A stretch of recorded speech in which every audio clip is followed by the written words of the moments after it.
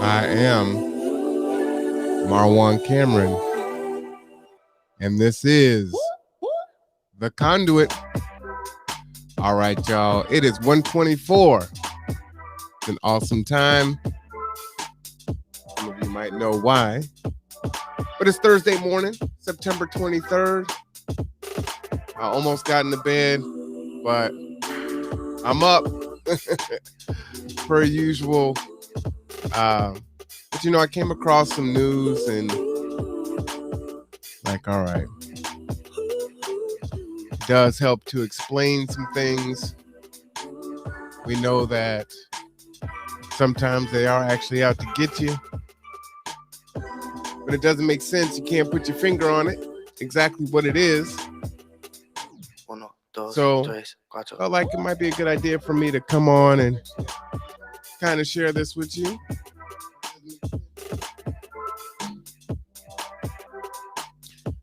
So we're going to go ahead and jump right into it. First off, shout out to Dr. T Hasan Johnson. As you know, he is the Institute for Black Male Studies. One of the only people that I know that gets into anti-Black misandry and looks at lens from the other spectrum. So I think he is critical. I don't even have the right adjectives to describe the importance of this particular gentleman. But this article was shared with him. I should put up my little fair use little caption there. And, this was a study that was done by MIT. And what's happening is when you think about institutional racism, what is that? We talk in these general terms, right? It's this institution. Well, what is it? Who's doing it? It's just this thing that's happening, but no one will actually call it out and say, well, it's this person or it's that person or, whatever the case may be, which is why I believe that we don't see any change ultimately. Got my Asian pear tea this evening.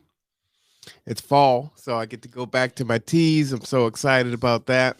I'll be trying some new teas again. If you have any recommendations for me, please let me know. I will definitely try them and I will drink them on air. Yeah, I got into the tea thing last year, and and you get all different types of flavors. I mean, now don't get me wrong, I love my coffee, but you get such dynamic flavors with tea that you don't get with flavored creamers. So really loving the teas. So let me know. But let's go ahead and get into this. I'm going to go ahead and play this. I'll pause it every now and then to give some commentary. But we're such into our social media, and we know that there were Russian bots, and the Russian bots were trying to influence the election. I would say they probably did do a good job in influencing the election, but they did some other things that are even more insidious, especially to the Black community. And we so much want to be on the pulse of what's happening. And so if information is coming through and it's given to our feed and it sounds good, then we kind of go along with it, right? We can get caught up into that trap. And that's the danger of an echo chamber, right? So hello, hello, hello, hello. So once you start putting that out in the chamber, it starts bouncing around. Next thing you know, millions of people are saying it. And no one said it. But now that it's in there, everyone is saying it, right? And so when you think about how strong the Black family was in the 60s and before then, and how they actively dismantled the Black family, they're making sure that we do not come together, right? So when you think about, we came over here, we were put into slavery. We came out of that, and we were a tight unit, and we were a tight unit because we had to be for our survival, right?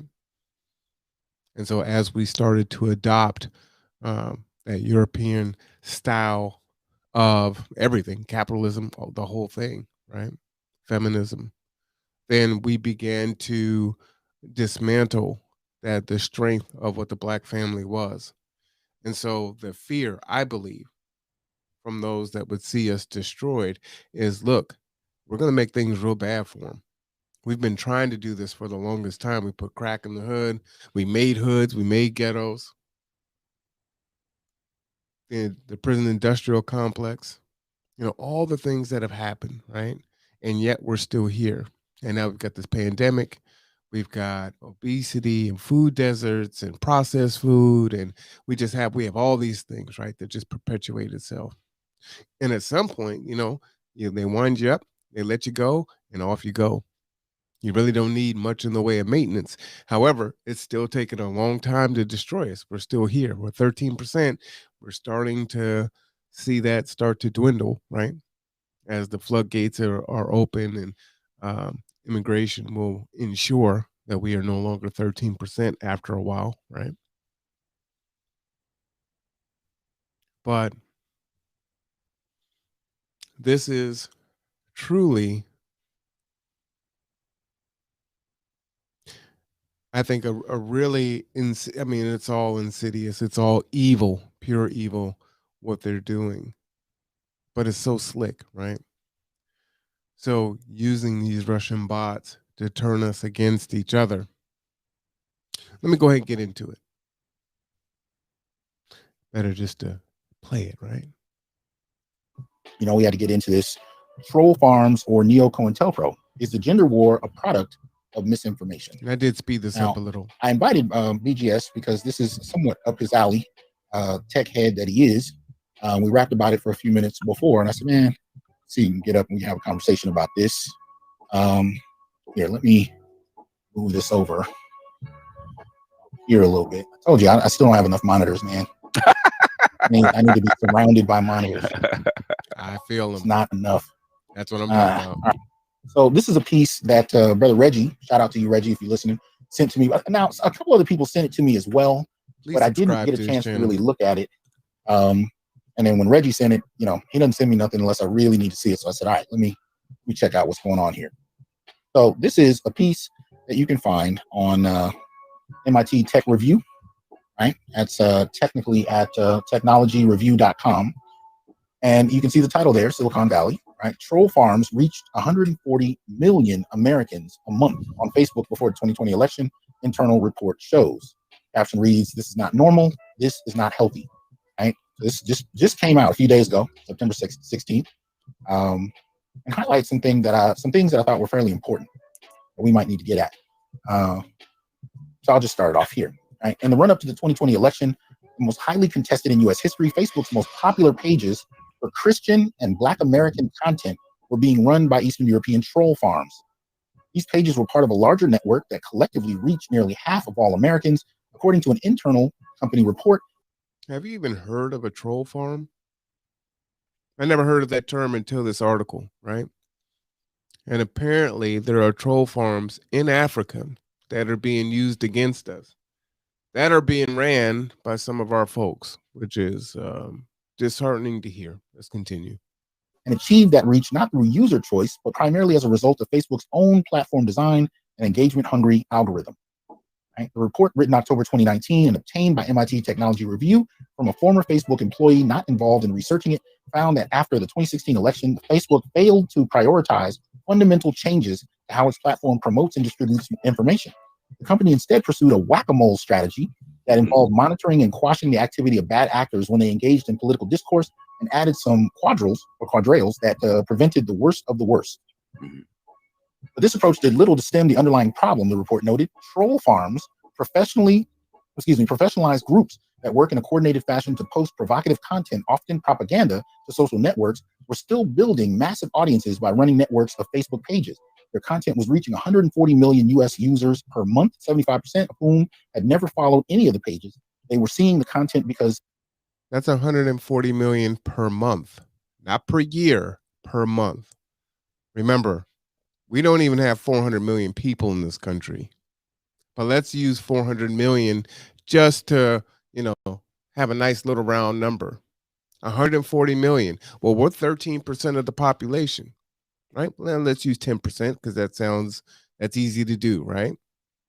10% of 400 million is 40 million, right? If we wanted to get another 5%, we just take half of that. So 60 million Black people in the United States. But it's reaching 140 million people per month. There's propaganda. You see how destructive and dangerous that is? And most of us are on YouTube or Facebook or one of these platforms. Facebook's content recommendation system had it pushed into their newsfeed. Instead of users choosing to receive content from these actors, it is our platform that is choosing to give these troll farms an enormous reach, wrote the report's author, Jeff Allen, former senior level data scientist at Facebook. Joe Osborne, a Facebook spokesman, said in a statement that the company had already been investigating these topics at the time of Allen's report, adding, "Since that time, we have stood up teams, developed new policies, and collaborated with industry peers to address these networks. We've taken aggressive enforcement actions against these kinds of foreign and domestic inauthentic groups and have shared the results publicly on a quarterly basis." In the process of fact checking this story shortly before publication, MIT Technology Review found that 5 of the troll farm pages mentioned in the report remained active. And in case y'all needed to know, this is one of the most significant ones. You'll see why I say that in a moment. But just go ahead and I'll just let you absorb that title for a quick second.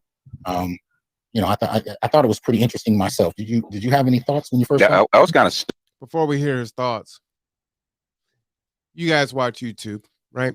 You have your favorite YouTubers that you listen to. You know that some of your folks have been banned, right?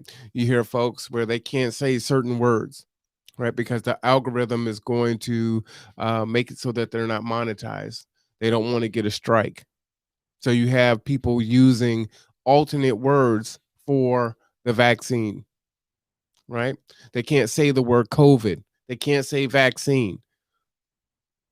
If they're talking about men going their own way, they can't say things like MGTOW or red pill. See, I don't care because I'm not trying to be monetized. But that they can police, that they will police, but this they allowed to go. See, that it's by design. And as you listen to, like I said, I consume quite a bit of information, right? Because I want to know what's being said out there. So I digest, data that I will do extra research on to get verification. I look and see what people are consuming on both sides of a particular argument, right? To see what their talking points are. This is particularly insidious. And so for Facebook to allow this to happen, they know this is there, right? This is what the study showed from MIT, and yet they left it up. But they can kill everything else like that. And your favorite YouTubers talk about that, right? I was listening to a podcast the other day, and literally they had an alternative word for about 20 different things. Now they could curse all day long, but if they said any of the buzzwords, they knew they weren't going to get monetized. Right? And then under the guise of, well, we don't want to be putting misinformation out there. And this could be factual information, right? Or what they consider to be factual. Let's be clear on that. So you could talk about how the state of Washington has a mask mandate, and they're going to have some of their folks take the vaccine or have to be tested every day. Well, you can't say COVID, you can't say vaccine, you can't. It's ridiculous. You have folks calling it the beer bug, right? Then the algorithm started catching up on that, right? Corona, beer. That makes no sense for you to have to do that.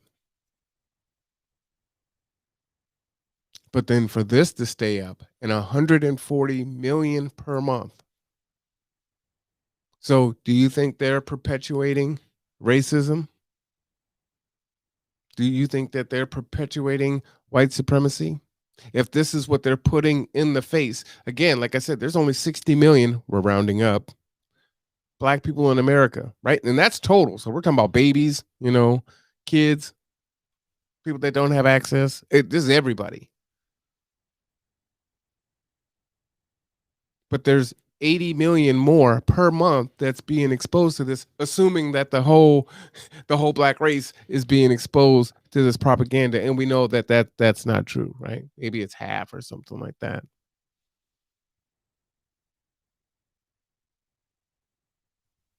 So when you see this, right, as a white person, as a Latino person, as an Asian person, as an indigenous person, and this is what you are reinforced with, my baby daddy ain't shit.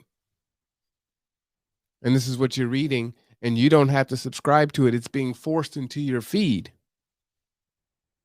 And then you have the comments. And those biases start coming out. Yeah, yeah, yeah. Right? And it's happening to us too. And so a few people have a bad experience, let's say with a baby daddy. So they go in there and post because they get whipped up. And then more and more get whipped up and more get whipped up. And there you go. And then over time, this is what happens, right? And then we're at each other's throat.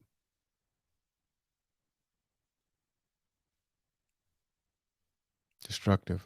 Done, because I didn't think that a troll farm would actually target African Americans like this, especially with a title like that. Exactly. It's kind of surprising, shocking, actually. What's going on, Mike? Inner Light? What's happening? Christopher? What's the word? So people coming on in still. Extended clips. What's going on? Tim? What's happening? Valeri? I hope I pronounced that right. Of course, Brother MLR, Golden Child. Yeah, for real. I mean, there's no way this can be misconstrued to go anywhere else. Nobody else really even uses that kind of terminology that way, except in the Black community. So this is just a glimpse of a page, but it continues. The report found that troll farms were reaching the same demographic groups singled out by the Kremlin-backed Internet Research Agency during the 2016 election, which had targeted Christians, Black Americans, and Native Americans. The 2018 BuzzFeed News investigation found that at least one member of the Russian IRA, indicted for alleged interference in the 2016 U.S. election, had also visited Macedonia around the emergence of its first troll farms. Though it didn't find concrete evidence of a connection, Facebook said its investigations hadn't turned up a connection between IRA and Macedonian troll farms either. This is not normal. This is not healthy, Allen wrote. We have empowered inauthentic actors to accumulate huge followings for largely unknown purposes. The fact that actors with possible ties to the IRA have access to huge audience numbers in the same demographic group targeted by the IRA poses an enormous risk to the U.S. 2020 election. As long as troll farms have success in using these tactics, any other bad actor could too, he continued. If the troll farms are reaching 30 million U.S. users with content targeted to African Americans, we should not at all be surprised if we discover the IRA also currently has large audiences there. Allen wrote the report as the fourth and final installment of a year-and-a-half-long effort to understand troll farms. He left the company that same month, in part because of frustration that leadership had effectively ignored his research. According to the former Facebook employee who supplied the report, Allen declined to comment. The report reveals the alarming state of... So he's doing this research, and Facebook is ignoring it. They're ignoring it.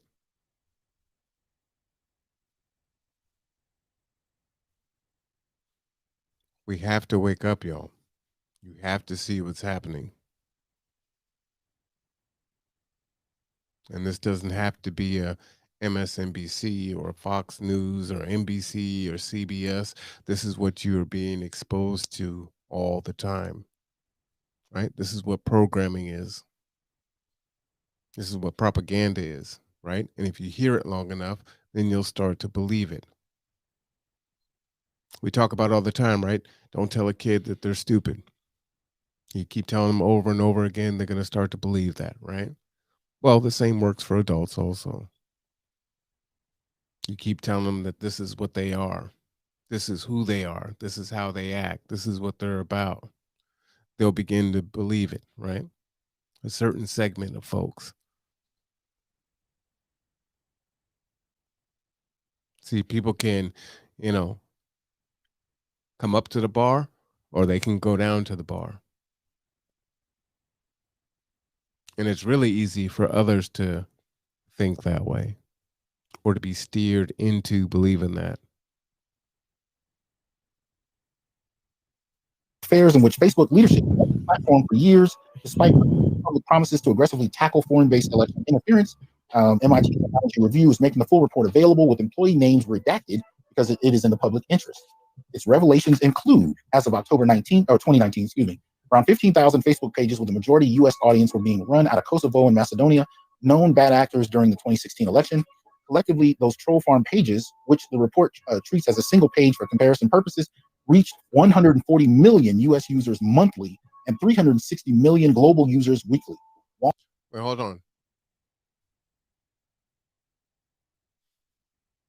Read that again. As of October 2019, around 15,000 Facebook pages with the majority U.S. audience were being run out of Kosovo and Macedonia. Okay? Collectively, those troll farm pages, which the report treats as a single page, for comparison, purposely reached 140 million U.S. users monthly. Right? 15,000 Facebook pages? That's a lot of Facebook pages. And a single page can reach 140 million people? So how many pages is someone being exposed to? 10, 15, 20, 100? Think about it. Even if you're exposed to 1% of the 15,000, that's 150 pages of negative black propaganda, which a lot of it is misandric.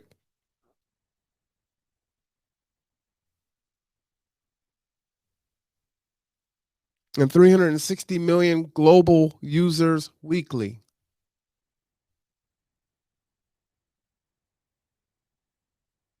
Right?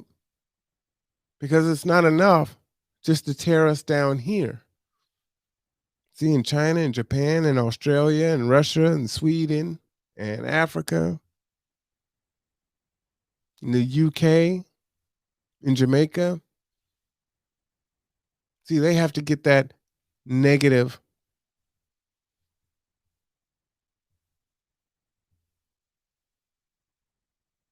This is institutional. This is what that looks like, right? And when Facebook knows that it's happening and they don't do anything about it, when they could, right? That's what we mean about institutional racism.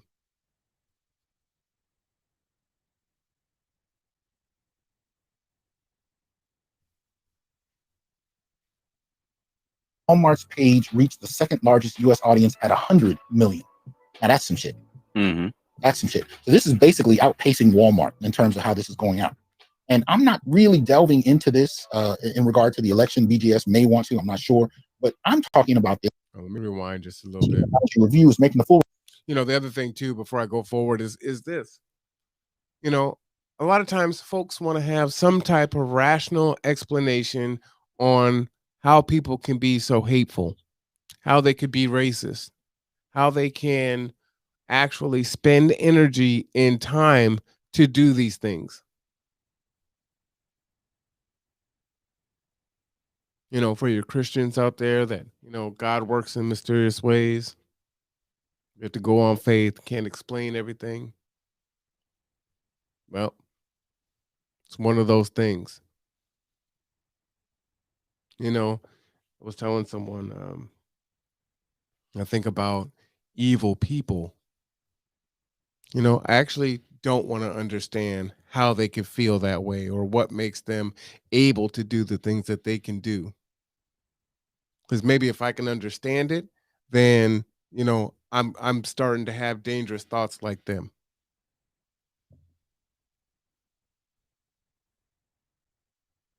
Because my days aren't filled with how can I destroy people? How can I get ahead and hurt people at the same time? How can I get ahead and not give a damn who I'm hurting while I'm doing it? Someone created this to put out this propaganda against the Black community. And here we are, right? The mainstream media, if they acknowledge this at all, they'll acknowledge it based on, oh, we got to make sure that the election is fair, right? Both sides will be talking about that.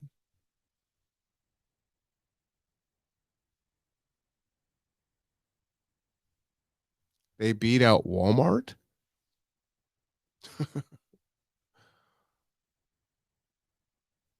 And you know what? It's like my mind can't even process the level, the money, the investment that it would take for this isn't one person, right? This is a group of people. One person doesn't do this. This is a farm. It's a troll farm. This is a group of people acting in this way. And so if you want to say, well, they're trying to undermine the democratic process in the United States. Okay. Well, even if that was the case, why attack Black people?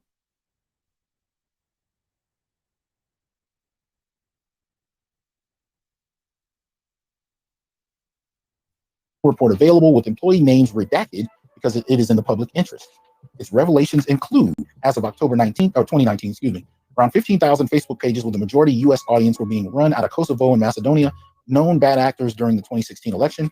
Collectively, those troll farm pages, which the report treats as a single page for comparison purposes, reached 140 million U.S. users monthly and 360 million global users weekly. Walmart's page reached the second largest U.S. audience at 100 million. That's crazy. That's some shit. Mm-hmm. That's some shit. So this is basically outpacing Walmart in terms of how this is going out. And I'm not really delving into this in regard to the election. BGS may want to, I'm not sure. But I'm talking about this in regard to the Black community in particular. And you'll see why in more detail in a moment. It says the troll farm pages also combine to form the largest Christian American page on Facebook, 20 times larger than the next largest, which is 75 million users monthly, 95% of whom had never followed any of the pages. The largest African American page on Facebook. Mm-hmm. They didn't hear me. I don't think they heard me. I'm sorry, BGS. I don't think they heard me at all. Okay. The largest African American. They didn't hear you. Say it again. Say it again.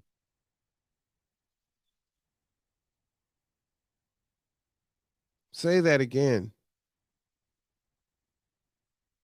And then remember, they're attacking Christians too, right? Which, how could they be successful in attacking Christians? Don't Christians teach love and forgiveness and we're all the same and God loves you? But some of the most racist people on the planet are Christians or claim to be Christians.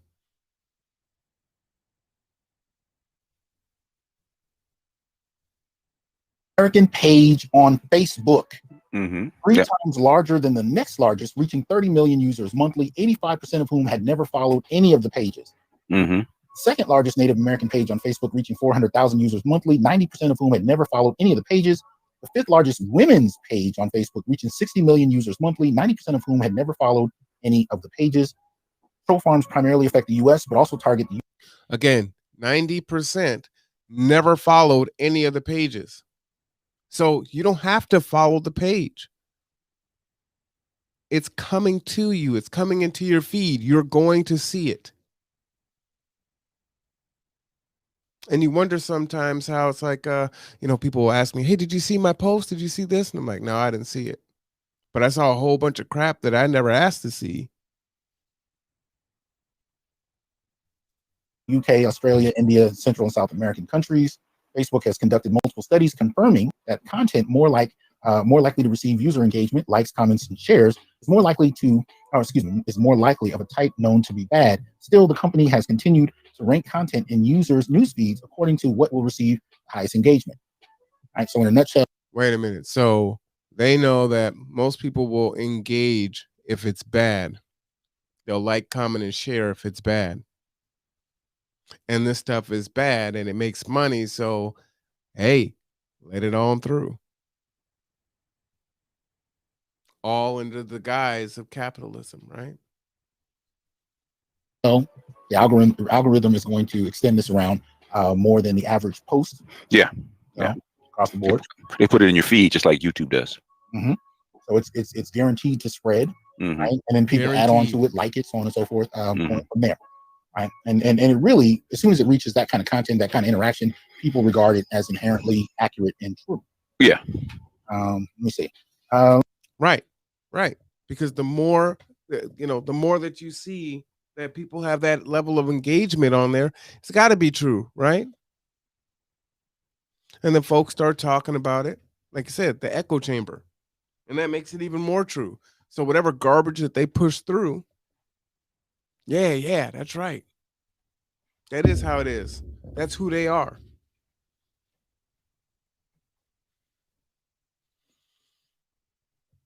%, never even subscribe to the page, but they're getting the information. That's scary. And if you're wondering, where the hell did QAnon come from? Where the hell did folks get to the point where they're attacking each other over masks?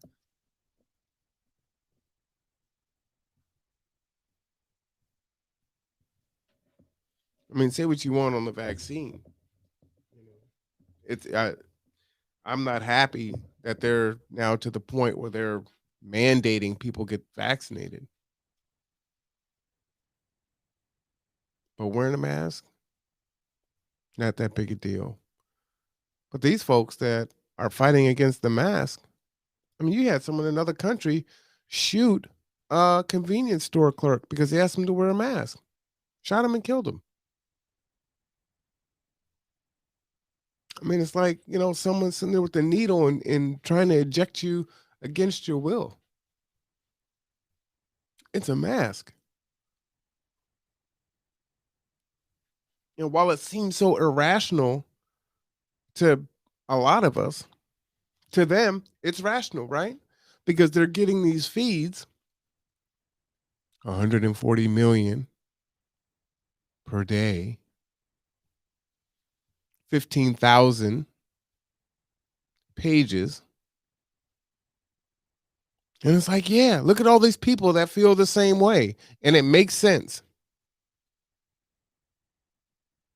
And now folks are losing their damn mind. I mean, isn't it a federal offense to commit a crime when you're in the air? These people don't care about nothing right now, right? You got to be duct taped in the air. And there's always been alcohol on planes. So it's not alcohol.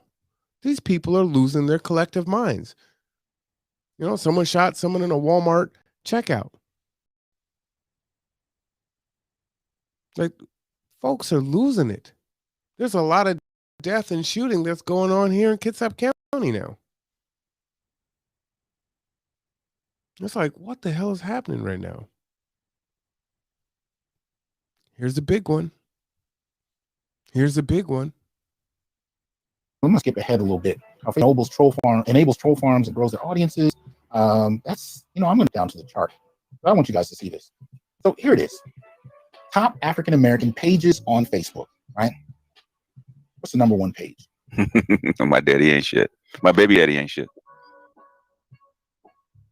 And it's above Essence and The Root. Yeah. And the Source magazine, right? Which is the hip hop one. So even our most popular pages on Facebook,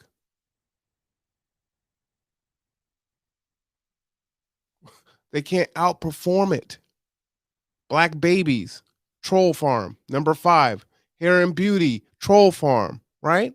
Why would you think something bad? It's hair and beauty, right? black babies, depending on how you take it, it's a positive thing. We love our black babies, right?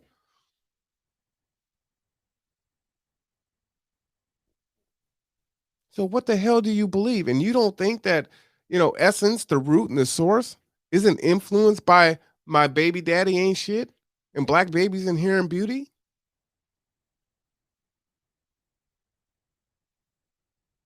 And then it just gets cycled in all together? The question is does art imitate life or does life imitate art?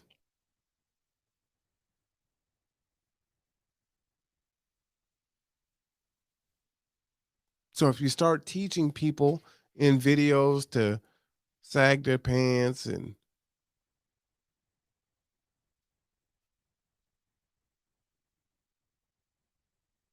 you're hard, you got your car, you're popping bottles, you're at the mansion, you're doing this, you're doing that.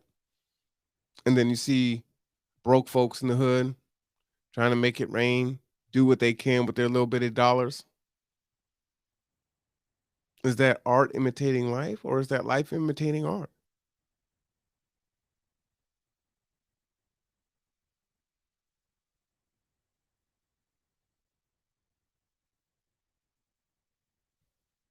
Like we're in the Matrix. Above Essence, The Root, and Source magazine. Yeah, all black female dominated magazines. Thank you. What does that tell you? Thank you. Yes. And then you have that followed up by other troll farm pages like Black Babies, Hair and Beauty, Gang memes videos, Savage Hood, Hood Life memes, and all of those beat out Black Enterprise. Hood Life memes. Savage Hood memes. Savage Hood memes. Hood Mood memes. Hood Mood. And then lastly at the bottom, Who Dope, the positive Black images, the last one. Now, overwhelmingly, these pages are targeted at Black women. 5 out of the top 15 are propaganda. 5 out of 15.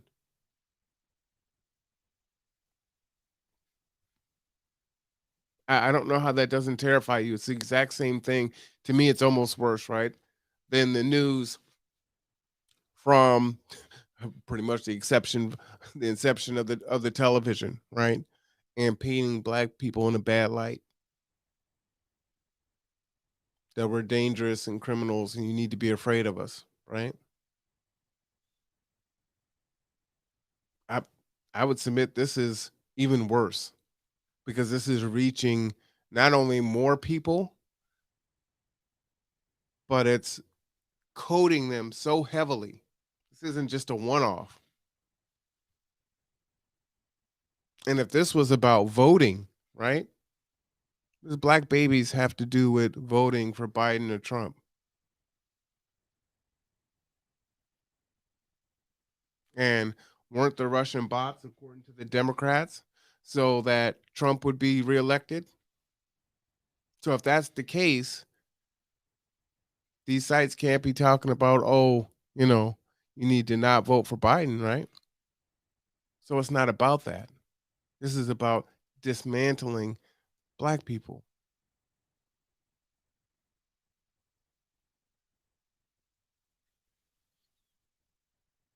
And we feed into it, right?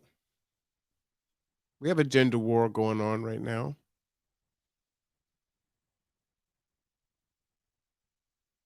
Right. A couple of months ago, I did a show on what I was calling Neo COINTELPRO, and I was talking explicitly about not Twitter itself, but some of the posts that I was seeing on Twitter that were coming from unverified pages, but nevertheless promoting anti-Black misandry, right? And one of the examples I believe I gave was a post talking about Black men being bullet bags. Right. Well, some of you guys recently in the last week might have been familiar with a post that came up. Torrin Walker was involved in kind of challenging it, but it was if I remember correctly, I think she was a lawyer. It was a Black woman that started using that terminology in her posts until and there was a sister that shouted her out, and I didn't record her name. I wasn't planning to bring it up, so I apologize. But she actually challenged her, exposed her. There was another sister that did it. But the point is, that term bullet bags had kind of fallen into use every day. And that's what I think we need to talk about. The ways in which perceptions of Black men and women are exacerbated, are really, stemming from external sources to troll and instigate further tensions that really do already exist. It's not twisted. There are tensions, and some of those tensions need to be called out and articulated. And I think that's one of the purposes I have for my show and the people that I tend to work with on YouTube. We are trying to bring those issues to light and have some relevant dialogue about it. But these kind of troll farms exacerbate the problem by creating false narratives. But here's where it gets difficult. When those false narratives fall into everyday use, and when it falls into everyday use and you start to see actual people using these kind of concepts and terms to talk about Black men, it gets even worse. So when we talk about misandry, we know since the 1980s, most especially, we saw a rise in Black female-run media, this derogatory kind of approach to Black men characterized by films like The Color Purple and many others, especially those extending out of the likes of Terry McMillan and, of course, Oprah. These kind of films really... You really should subscribe to Dr. T Hasan Johnson's YouTube. His review of movies from a masculine lens is powerful. I mean, I don't know if you watched a movie as a man and just felt like, you're getting bashed all the time. We're getting painted in this negative light. We're dopish. We're stupid. We can't do anything by ourselves.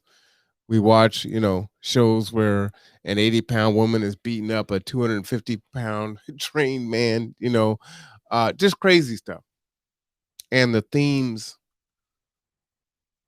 and the way that we're portrayed, right?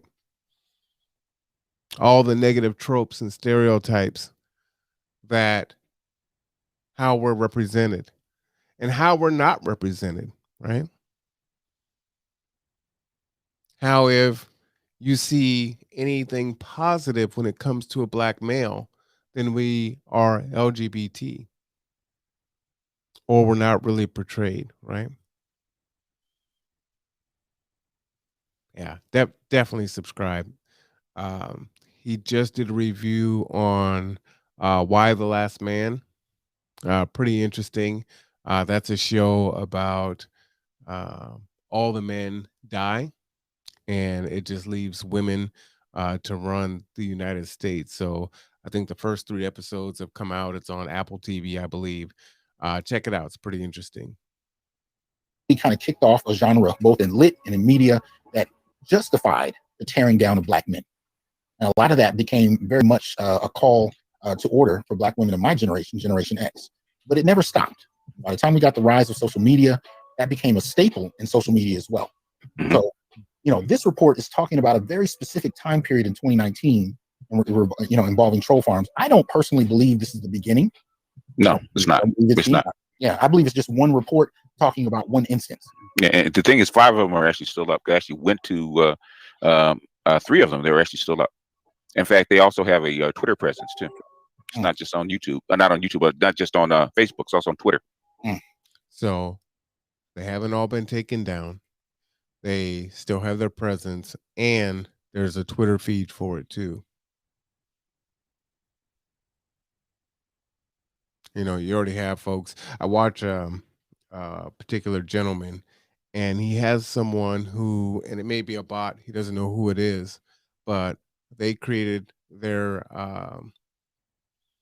a username like it was him. So Marwan Cameron. So there's a Marwan Cameron. He blocks them from being able to chat, and they're still able to somehow chat on his feed.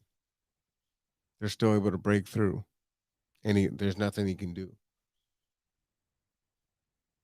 So if you have folks that you respect or you believe in or you're going to follow, you idolize, Nicki Minaj, Cardi B, and they say certain things, right? They're disparaging against Black men. They have this misandric attitude in the things that they say.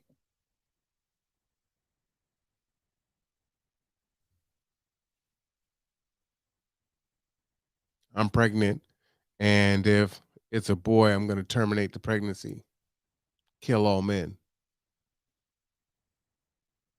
Right? That's the stuff that's out there. that's allowed to stay up there and not be taken down. And you're saying their algorithm can't find that.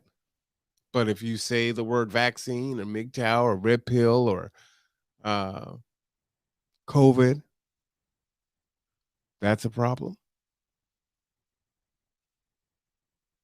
I listen to people say the N word all day long, and it's fine for them to be monetized saying that. Not a problem. It's fascinating. And it's still being well patronized, isn't it? Mm-hmm. Yeah, absolutely. I wanted you guys to see this. I'm not really going to go through the Christian one, but you can kind of look through, some of you that might want to go into more depth. I'll put the link. Yeah, I'm gonna pause that just so you can see some of them there. Jesus is my Lord.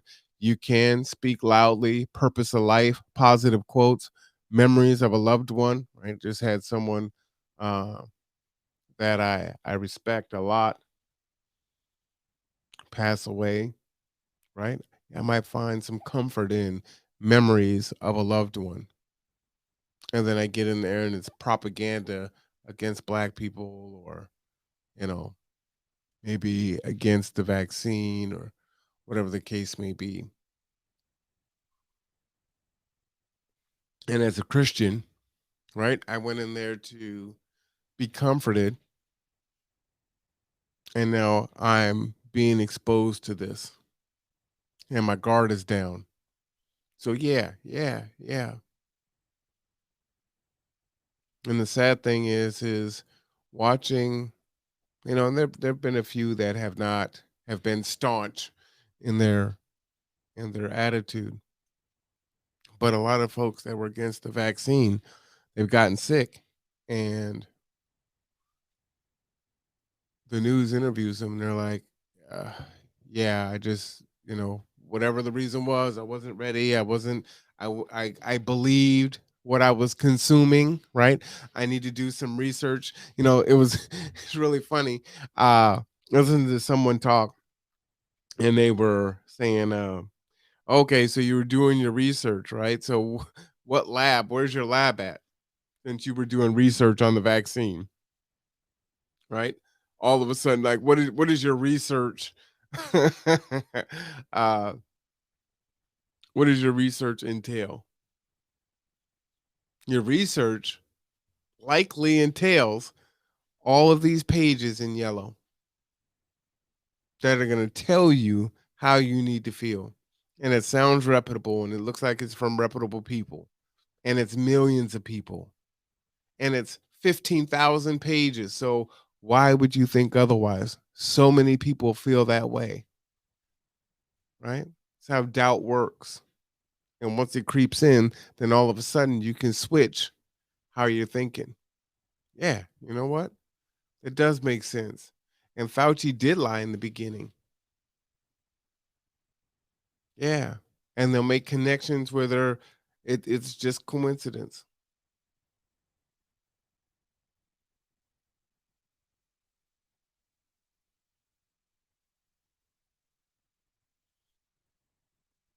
We gotta wake up, guys. We don't think anymore. See, everything is autopilot. You don't have to look in a book. You don't need to know the Dewey Decimal System. You don't have to go to the library and pull references. You just Google it, wiki it. You've got the answer at your fingertips in seconds. And there you go. You don't even have to sign up to the feed. They can push it to you. And you're scrolling down and you get this, and you're scrolling down and you get that, and you're scrolling down and you get that. And it's just in your mind. You're not even thinking about it, right? It's subliminal.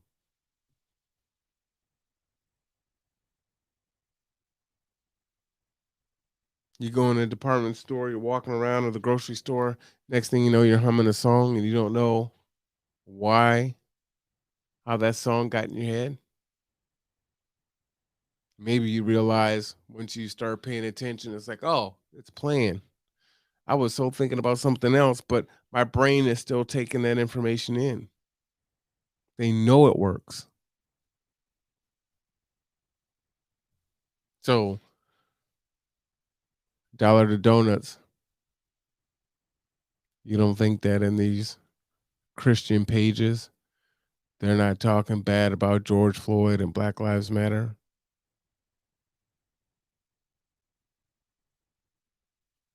Just saying. This in the comments. I mean, a lot of the stuff it does, even this, a lot of the stuff actually tends to steer towards who? Black women.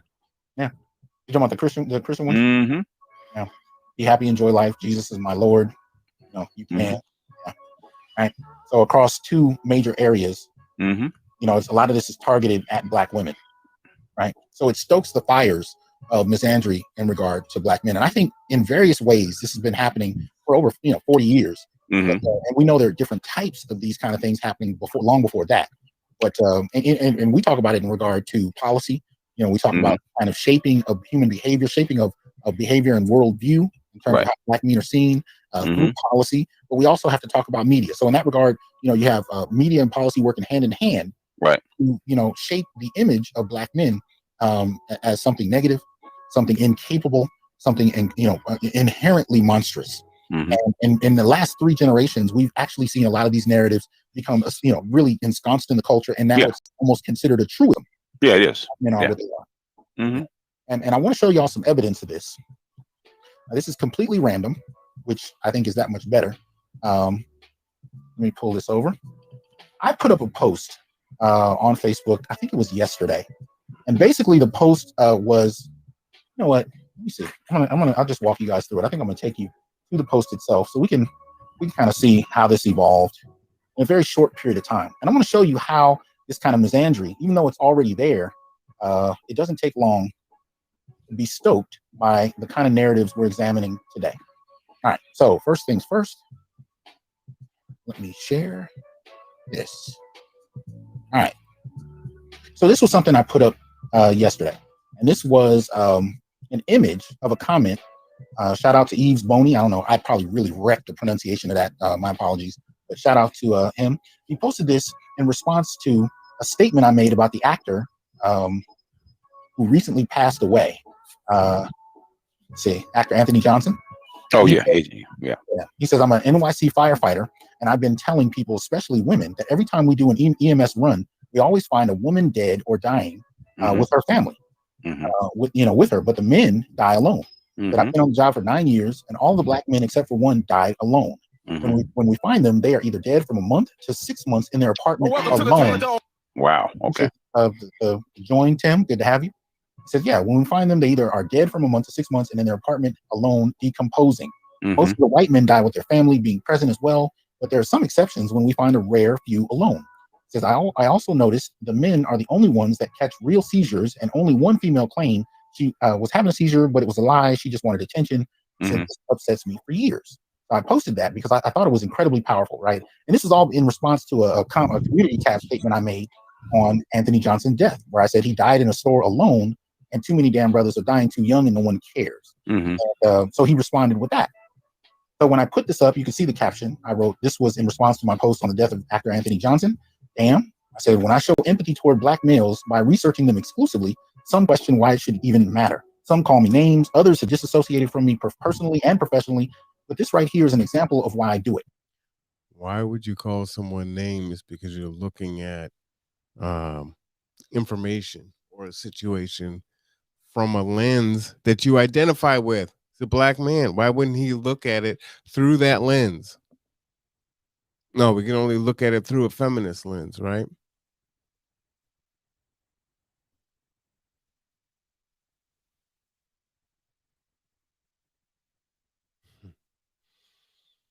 I mean, not even go down the road of cancel culture. Good Lord. How many of us knew this, that Black men die alone like this? How many bothered to ask the question? How many even care? How many of us will die in such manner? I said, I pray not, but too much of the time, this is just Black male life. Yeah. I said, I suspect, and yes, I've been hearing a lot of these stories during the pandemic, and y'all know, even last year, we talked about Black men, during the pandemic, where everybody was, holed up in their homes, Black men being found dead and just being pulled out when neighbors complained about the stench, right? So I posted that, and there was a lot of response, which I'm glad to see. But there's a particular set of responses that I want you guys to see. Let me see. Where did it go? Oh, man. Oh, that's not the one. Where'd you go? Oh, that is the one. All right. Let's put it over here. Let me share that. This is a good brother of mine, Calvin. Now, Calvin has been on the show before. He does a lot of work with Black boys, especially in regard to suicide. Shout out to Calvin Mann. And he posted, inspired by the post I just read to you, why are so many men dying alone? Now, what I'm going to point out here is the casual misandry that I've been talking about for years. And most people seem to think that I'm exaggerating, and making up. This is, of course, when I get the most Facebook interaction when I'm using it live. But anyway, get the first response from Trishelle Murphy, I guess. They usually put their trust in the wrong person. Not a positive tone to start something like this. No empathy necessarily. But this is how it starts, right? And I'm just going through these. And it's important to show this part. I know it's a little bit long, but bear with me. The reason why I wanted to keep this going is, one, you need to see that there's these troll farms out there that's pushing this information out, and then two, based on that information, it is influencing the way that people think, and you can see how disgusting people can be in an online environment. And so what Dr. Hasan is doing is a sociology experiment where he is creating a post and putting it out there for folks to comment, right? To either confirm or deny, the fact that their exposure to these 15,000 pages of trolls and this negative propaganda is influencing those folks, right? And a lot of times you'll see it because they'll say they have the talking points and it's verbatim. So you probably had an example where you're watching, if you're into politics, and you turn on the channel and one of the left-wing pundits, has the phrase of their talking points and it's verbatim. And then you go to the next newscast and it's someone else, verbatim. Dodge, say quote. Dodge, say quote. Call it the Pee Wee Herman defense. I know you are, but what am I? You might be too young for that. Right. Appreciate that support, Tim. Let's see. All right, so shout out to no one. Thanks for the support. Hold on. Okay. So you get somebody like Lovretta Holloway. She says, I find the topic interesting considering the fact that men have created an entire music genre that is dedicated to degrading women, but yet hasn't been a detriment. That what goes around comes around. Treat others how you want to be treated. Karma never forgets. Now, this is interesting. You have a post that's posing the question about Black men dying alone. And you have this person bringing up a musical genre to justify Black men dying alone. That's like coming to a funeral to talk shit about the person dying, right? Continues, we've glamorized degeneracy. It's not a part of our culture. Let me go. She keeps talking about gender. Let me see. Okay, so this one was an interesting one. So one gentleman says, is alone lonely? Calvin, appreciate the support, Barry. Thank you. Calvin responds. This is when asked an EMS worker, he only said only one time did he find a man with his family. He said usually the black male had been dead a while. And then Amelia Birmingham pops up. Many die in nursing homes alone. Their kids and their family come to visit them. Why do you think that is? I have my theories. Go back and forth. Again, you can feel the tone and you can see where it's. Oh, hold on. I'll catch a few of them here.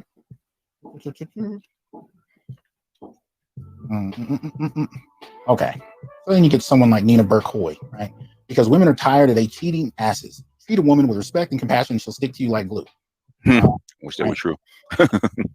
But still, what exactly in the post suggested anything that warranted this kind of response? That's what I'm saying. And so Calvin responds, nope, that's not why, sister. You might want to observe this when it's deeper, right?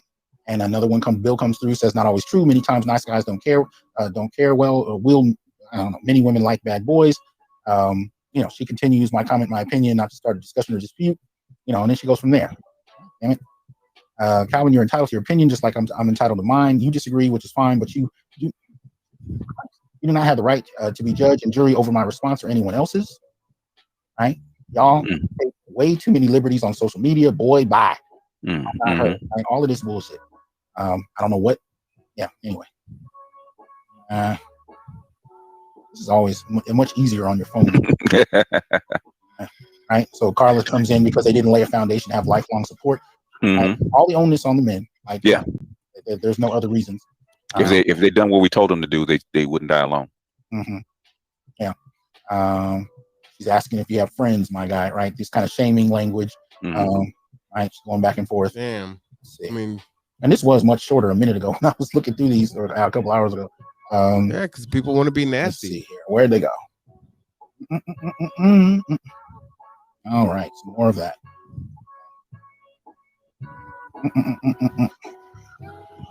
Okay, hold on. Should have got screenshots on my phone. It would have been easier. Okay. Let's see. Okay. All right. So this particular person comes in talking about this post here is the first one that I've come across with from Black men acknowledging the fact that it is you all that are dying alone. Majority of Black men are online rambling about weaves, makeups, women's dress sizes. Can you name the podcast YouTubers? That Black men are discussing real issues. It's a lot of shaming language out of nowhere. Loretta comes in, instead of addressing their issues from an accountability perspective, they rather deflect and tell us we're going to die alone. Of course, they had to jam Kevin Samuels. Yeah. Because they want to be alone. Right. Not always mad at that one. But here we go. Tory Flex. Well, maybe if they stop cheating and wanting women to be their moms, they wouldn't be alone. Women are sick of men. It's easier not to deal with the drama. What? Right. A lot of shaming language, blaming. Right, negative. It's just any excuse will do, except personal accountability. I can't because humans are literally wired to want to be with and among people. All I can say is do what makes you happy. If you're happier alone than alone, then be alone. It shouldn't really be a debate on someone's personal choice. All of this bullshit. Come on.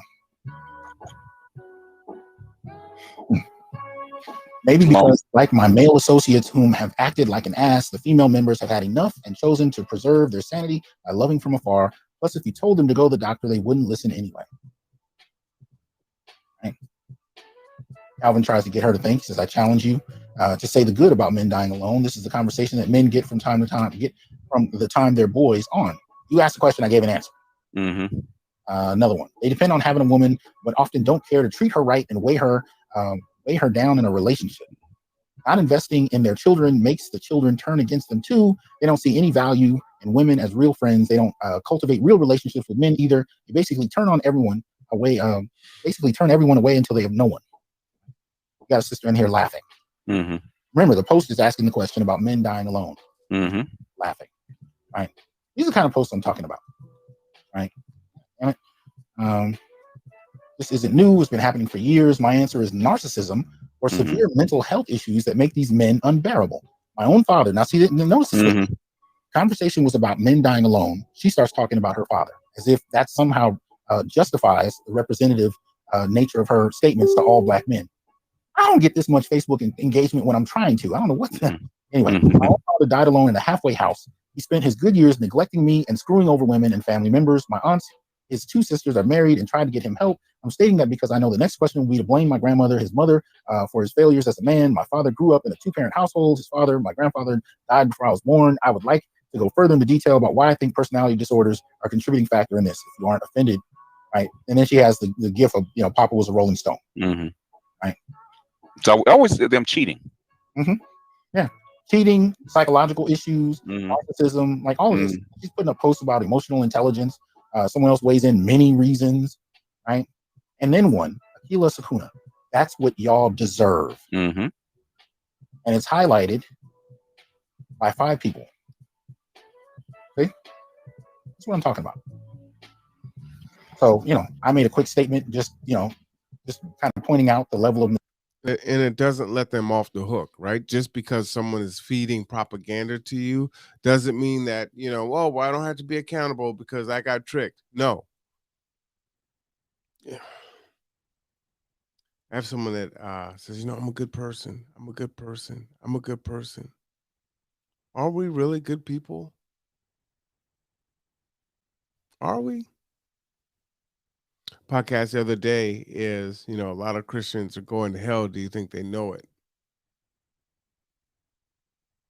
They got the words. They play the part pretty well. They look pretty good. But are they going to make it? That's the question. Misandry, but at the end of the day, man, this is what I'm talking about, right? Basically, what we have is we know that there are troll farms that are manufacturing misandry and right. on a wide scale basis. But what I'm talking about is from bullet bags to y'all deserve to die alone. You're seeing actual accounts by Black women who have fed into this and are reasserting it in other contexts. So, you have these narratives that are being put out there in popular media, you have stoked by generations of policy, and much of that policy just really disenfranchises Black men and promotes Black women and provides them with a degree of stability at the expense of Black men, which over time is going to generate a negative kind of outlook in and of itself. But then you also have troll farms that are coming into social media and actually stimulating this misandry even further, to the point where an innocent question like, do y'all know, right? What does he say? Why are so many men dying alone? Engenders so much negativity and difficulty, right? In regard to attacking Black men for nothing. Yeah, because they believe we deserve it. In fact, they were probably cheering for it, like you saw with the one comment where 5 women actually liked it, highlighted it. Yeah, cheering for it. This is what y'all deserve. You deserve to die alone because you mistreated Black women. And notice it wasn't a story. It wasn't a story about an abusive man who died alone. It was just a general question, and the way the question was written, why are so many men dying alone? It could be your grandfather, it could be your brother, it could, anybody, any one of us loves. It could be anybody. And yet the interpretation they chose was consistent with the type of speech and the type of narrative that we see coming out of these troll farms. But I'm not saying they start at those troll farms, but I do think these farms exacerbate the ongoing negative, anti-Black misandry. Yeah, the fire's already going. All they're doing is throwing logs on the fire or gasoline. And the thing is that cui bono, who benefits, and that's the problem, because that's an excellent question. Who benefits? Who benefits? We may not need to know why, logically. Why would a people, why would an organization, why would folks come together and do this particular thing? How do they benefit from it? How do they get over by the destruction of the Black community? In particular, the destruction of the Black man. How?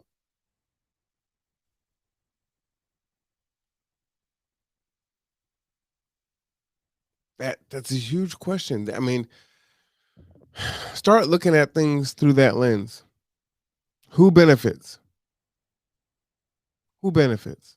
Facebook is not trying to shut them down because these things have been going on since 2016. In fact, the first one, my baby daddy ain't shit, that has been up since 2013. In fact, so what you're saying is Facebook benefits. Facebook for sure benefits. That's what you're saying. Got it. There's 2 of them. Well, Facebook hasn't shut them down yet. The thing is why. And Facebook actually puts these type of memes in your feed. It's like I said, 90% of people don't follow the page. How come they're popping up all over the place? The thing is, who benefits? Who's paying for it? I'm sure Facebook's not doing this for free. And who exactly decided to target Black women? Right? Yeah. Who decided that? All right. So this is one of the pages, I believe. And sometimes there are variations on a theme. So I don't know if this is the right page. Let's take a look. Look at that. Yeah. That's not the one, but yeah, that's a. It could be one of the troll farms because I actually did find it. Yeah. See, and I just put it in the search, so it could be somebody else's, right? Just put my baby daddy ain't.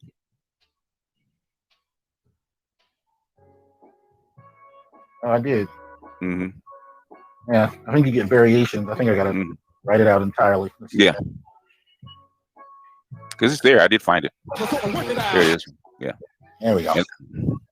Look at that. Yeah, that's the second one. Yeah, that's my baby. Yeah, that's the one. But they're probably both the same thing. Yeah, that's both the same kind of actually the same kind of numbers. This one is. I think this is the one that's been up since 2013. Mm-hmm. The official page got hacked. Started this new one in 2013, but my baby daddy still ain't shit like my new one. 230,310 people like this, including 9 of my friends.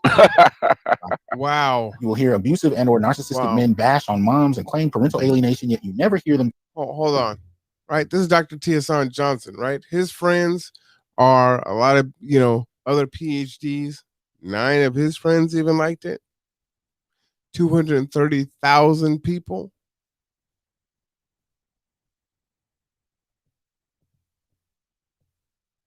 That should be terrifying, guys.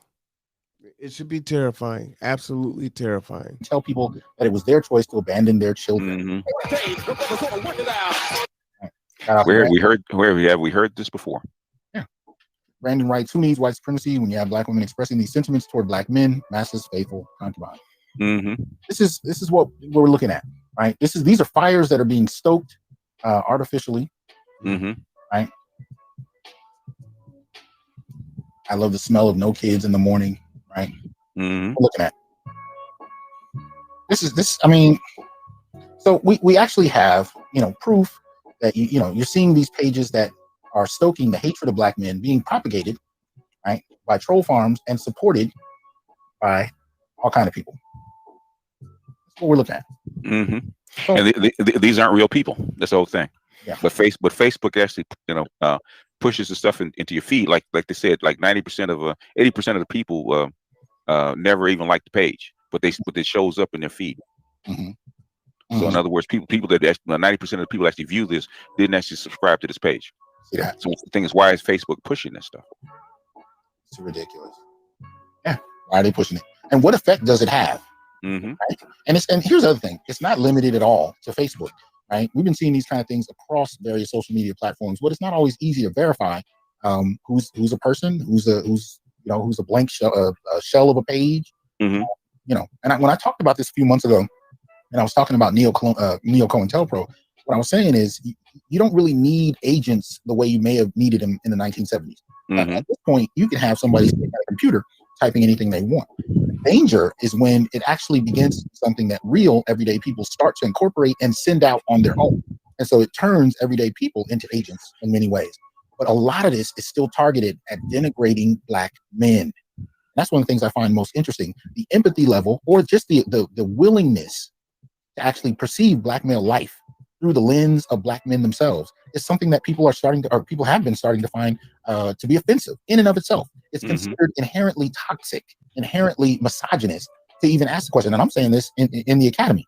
Right. To do research on black males is considered a sexist offense. In some and when you told me that, I didn't believe it, and until I started hearing other PhDs in the academy, male and female, actually highlight what you're saying. And be afraid to actually defend or come to the aid of black boys and black males and black men. I mean, before, like with the what is it?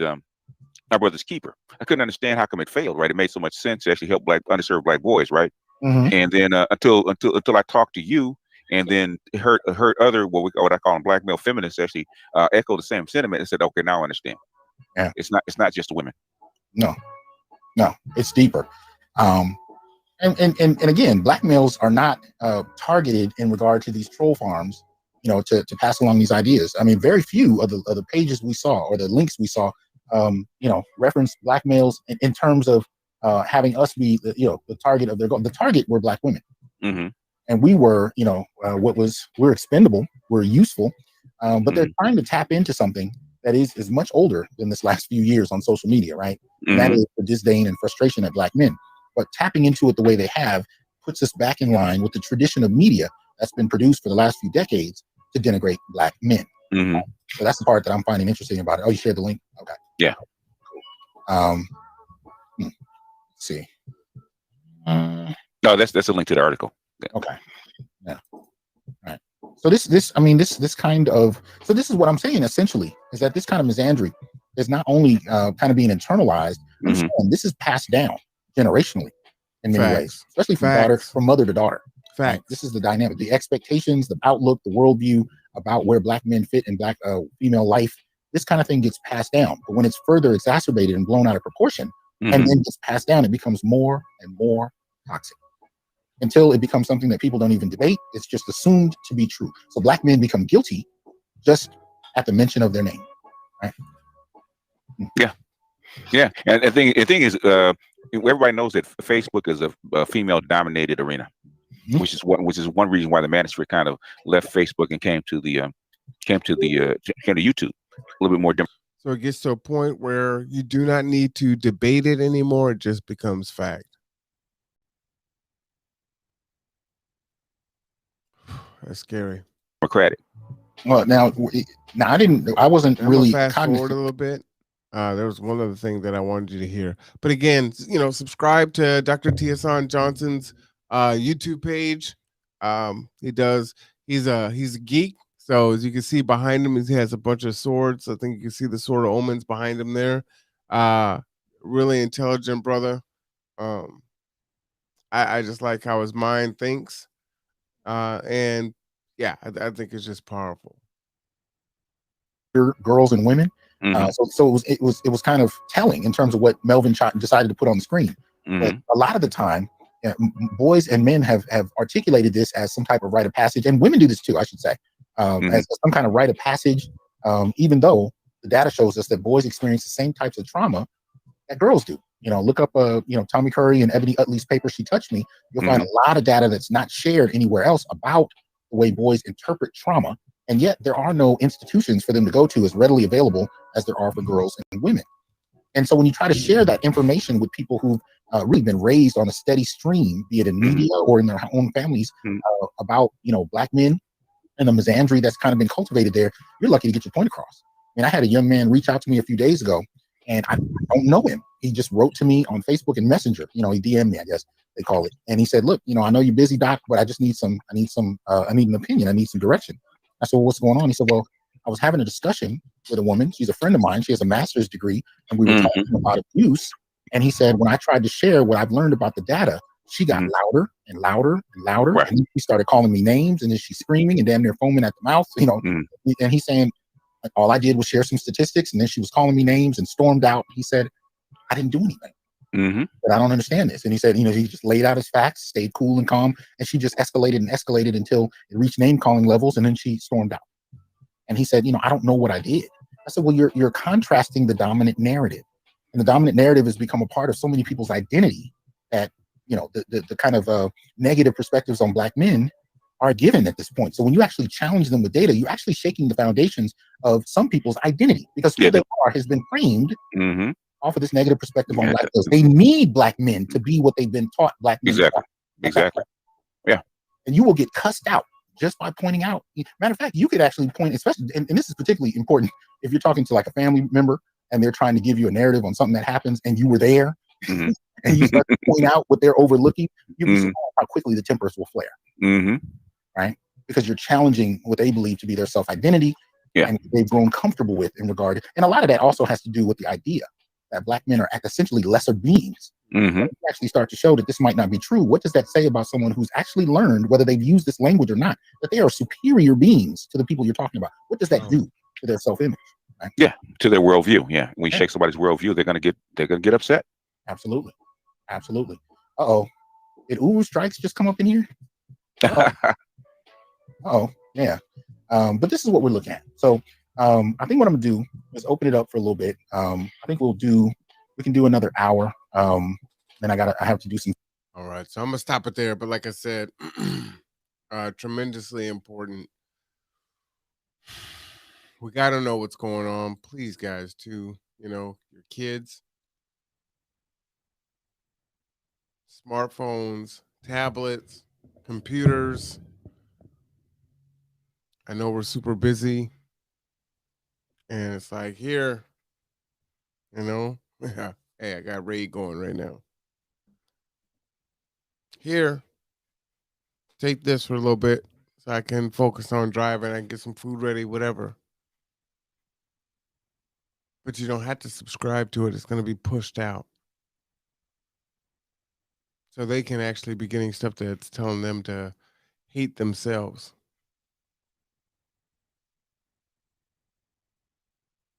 tremendously dangerous.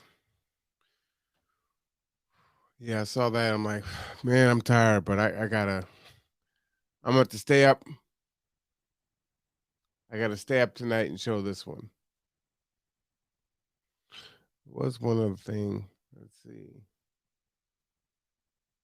Real quick. Where is it? Well, I'll do some updates. Maybe that's the easiest way for me to do it. It'll be faster this way. Will I do what I want? Let's see. All right. Well, that's kind of small. Maybe can't really make it much bigger. All right. So this is my Facebook page, and people will send me stuff. Right. This was our. This is from Tuesday. Man, I don't have a post since then. Weekly check-in with Deborah. And then Karen Vargas, join us Saturday, September 25, Black Lives 365, Villaging Our Voices and Speaking Truth Together. It's a restorative circle. That's actually a pretty cool experience, you know. So if you can get involved with that, it might be a good idea. You can always look her up, Karen Vargas, or Villaging Our Voices should come up and you can get the details. Sorry, I'm kind of sorry. I'm really tired. I'm trying to drink a Pepsi before I pass out, which is going to make me burp. The Resilient Community Workshop Series, Thursday, 6:30 p.m., September 23rd. Oh, man, that's tomorrow to December 16th. Oh, man. Okay. Black Ring Spirits. I wanted one of my folks to come and be a part of that. I didn't get a chance to call, so I need to jump on that, see if there's still spaces left. Space was limited. They did ask for you to be able to attend every class, but that's going to be powerful as we plan for emergency management. Okay, and I posted that twice. The 6th annual Feed the Kids Feed Streets Thanksgiving Feast. Contact Doc Blackwell, DLTK360 at yahoo.com. Doc is always in the community doing lots of good things. So definitely support. Come down and get some food. And from what I hear, their food is no joke. So just FYI. Let's see if I got anything else on here. I was putting the tag.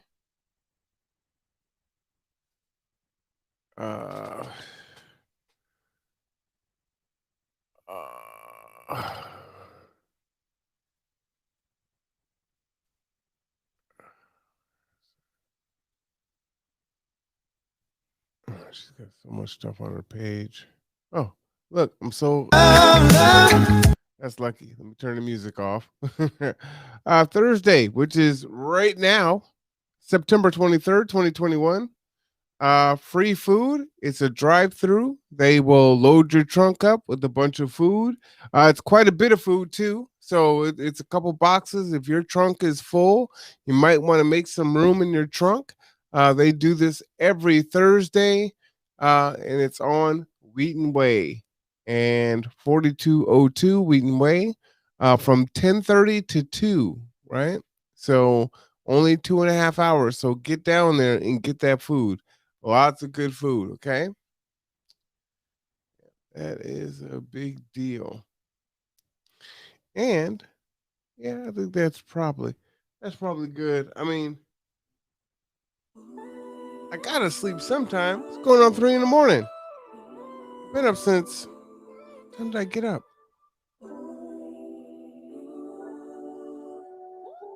Did I do a show last night? You know, it does kind of get to the point where it blends together. Trying to do all the other stuff I got to do, prep for shows, talk with folks, deal with technology. One of the computers failed, but luckily I was logged into another one, so I was able to keep it going. Whew, it was a crazy Wednesday, and now it's Thursday, but we've had a show every single day, and a few days a week I've done an evening show too. So I've been on here quite a bit lately. But a lot of good things. So tonight we will have Dr. Gib Morrow from Kitsap Public Health. He's going to talk about breakthrough vaccination or breakthrough COVID, which is what I experienced. I was sick as a dog for a couple weeks. I was sick as a dog. Okay? But I'm on the other side now. I still have symptoms. I can't smell. Still get sweaty, definitely fatigued. But I'm going forward. So we're going to talk to Dr. Morrow about that. On Friday, we have Tracy Flood running to take Judge Doctor spot here in Port Orchard, Kitsap County. So we're going to have some hard conversations with her. And one of the things that I wanted to leave you with